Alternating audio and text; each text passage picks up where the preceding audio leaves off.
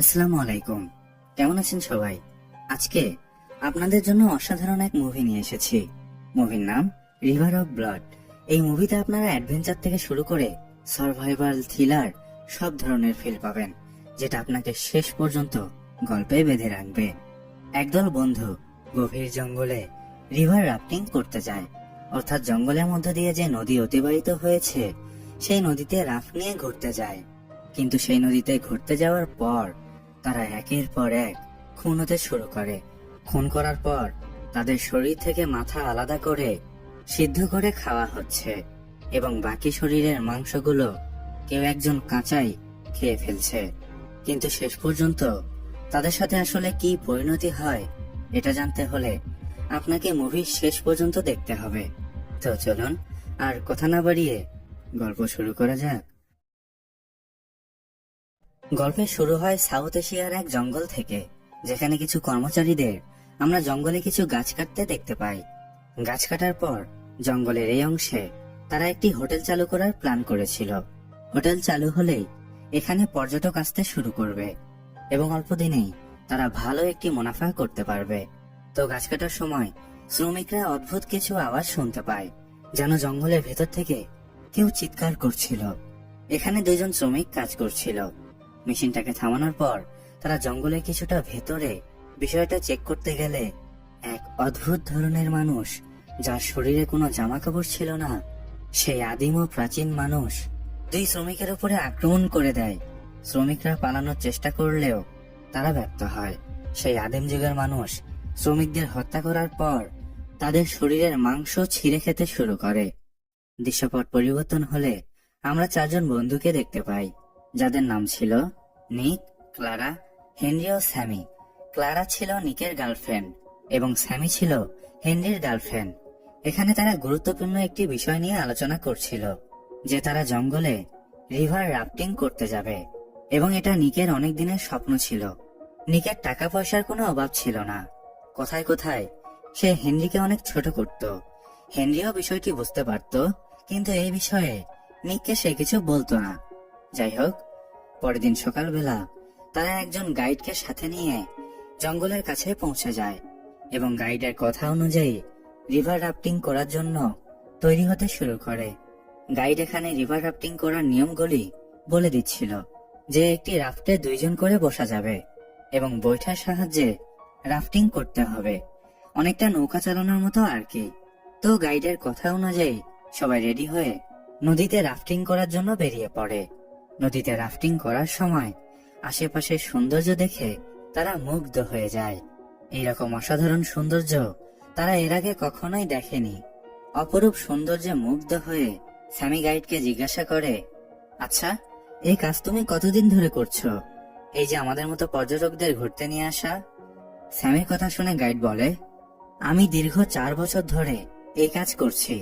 আমার বাবাও এই প্রফেশনে যুক্ত ছিল, তার কাছ থেকেই আমি মূলত শিখেছি।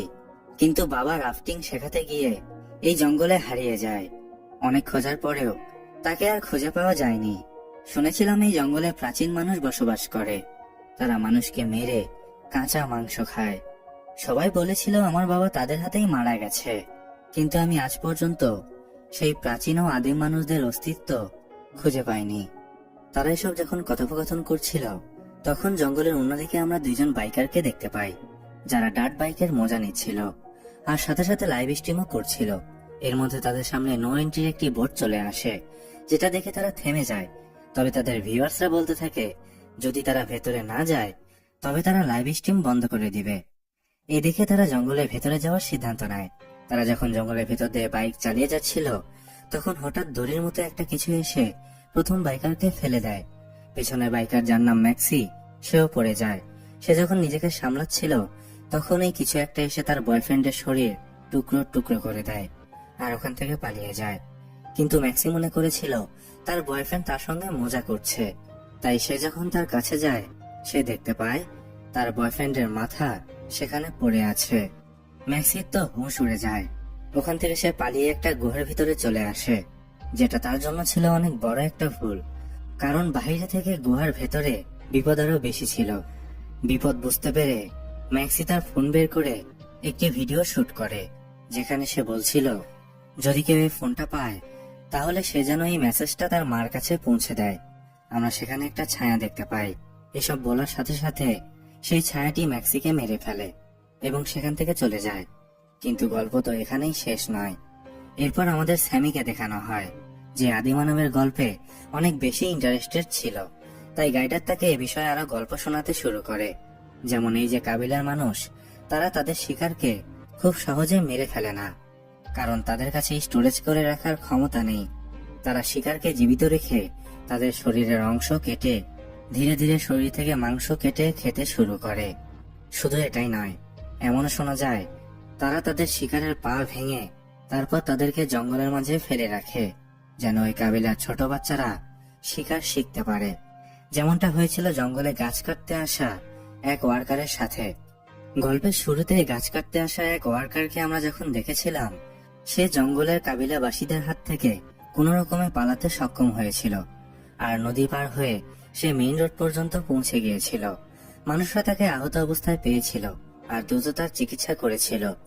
লোকটা যখন তার সাথে ঘটে যাওয়া ঘটনাগুলির বর্ণনা দেয়, তখন কেউ তার কথা বিশ্বাস করে না, কিন্তু গাইডার তার কথা বিশ্বাস করেছিল এবং সে মনে করে তার বাবার সাথেও হয়তো এমনটা হয়েছে।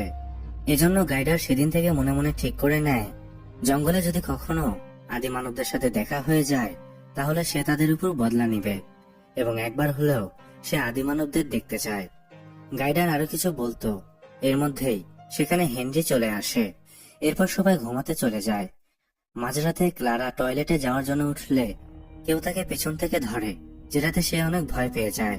কিন্তু আসলে এটা ছিল হেনরি।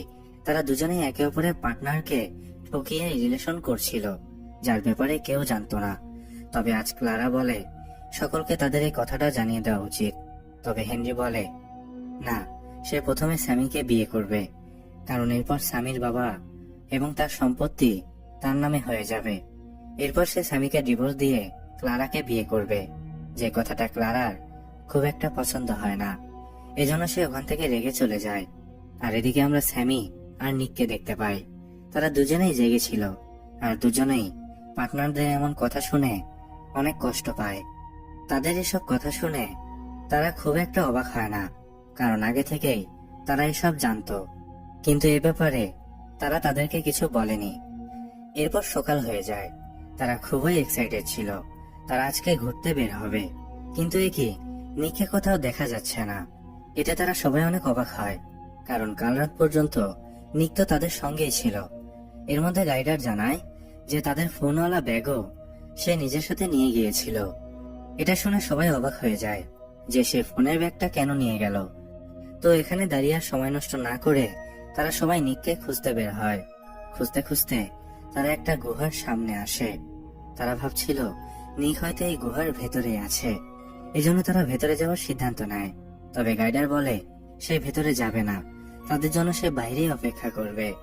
তো আর বেশি কথা না বাড়িয়ে গাইডারকে সেখানে রেখেই তারা গুহার ভেতরে চলে যায়। গুহার ভেতরে প্রবেশ করার পর তারা একটি হেলমেট দেখতে পায়, যেটা সেই লাইভ স্ট্রিম বাইকারদের ছিল। এটা দেখে তারা চিন্তায় পড়ে যায় যে এই হেলমেট গুহার ভিতরে কিভাবে আসলো। এদিকে নদীর ধারে গাইডার তাদের জন্য অপেক্ষা করছিল, কিন্তু সেখানে সে অদ্ভুত কিছু দেখতে পায়, আর তখনই সে সেটাকে ফলো করে তার পেছনে ছুটতে শুরু করে।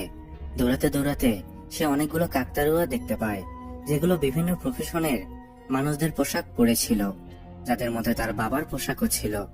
এছাড়া মানুষের ব্যবহার করা আরো অনেক জিনিস ছিল, যেটা দেখে গাইডার বুঝতে পারে যে এগুলো হয়তো সেই আদিমানবদেরই কাজ হবে।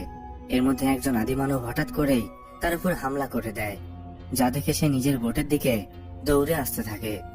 তখন অন্য একটা আদিমানব এসে তার উপর হামলা করে দেয় এবং তার শরীর থেকে মাথা আলাদা করে দেয়। গাইডারের সেখানেই মৃত্যু হয়। এদিকেই তিনজন নিককে খুঁজে পেয়ে যায়। তো নিক বলে রাতে ঘুম আসছিল না, তাই সে একা একা জঙ্গলে হাঁটতে বেরিয়েছিল। আর তখনই সেই গুহাটা দেখতে পায়, যেটা তার কাছে অনেক ভালো লাগায় সে এর ভিতরে ঘুমাতে চলে যায়।